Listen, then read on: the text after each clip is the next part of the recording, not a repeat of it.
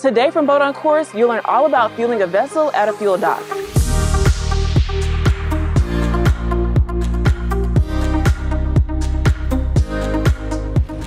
Marinas are likely to have heavy traffic at the pumps, so be prepared to practice patience and plan ahead when visiting a fuel dock.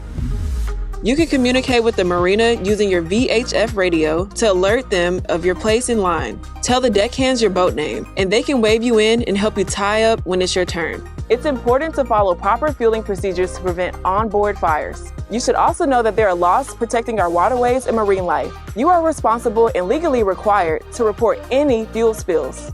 Keep watching Boat on Course to learn how to safely and responsibly fuel your vessel.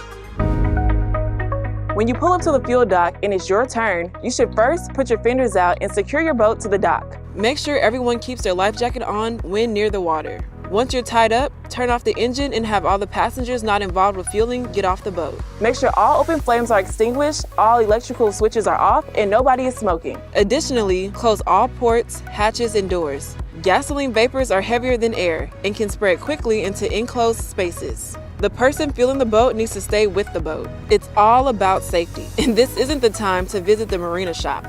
When fueling, make sure you have the right type of fuel and know the amount you need. Only fill your tank up to 90% since fuel expands in the heat. Keep the nozzle in contact with the edge of the fill opening to prevent buildup of static electricity and sparking. If there are any spills, clean up with an oil-only absorbent pad and wipe down all surfaces that may have come in contact with fuel. Remember, you are legally required to report fuel spills and to take prompt action to clean up any spills that may have occurred. Once you are finished fueling, ventilate the boat and open the closed ports, hatches, and doors. Turn on the blower for at least 4 minutes to allow proper ventilation. Double check the bilges and closed compartments for gasoline vapors. A simple sniff test is the best method when checking for fuel leaks. If you or any passenger smell fuel, immediately turn off anything electrical and make sure that the engine is still off. Once you are reasonably sure that there is no fuel leak, the passengers can get back on the boat and you can restart your engine. Now that your tank is full, go and have a fun and safe day on the water.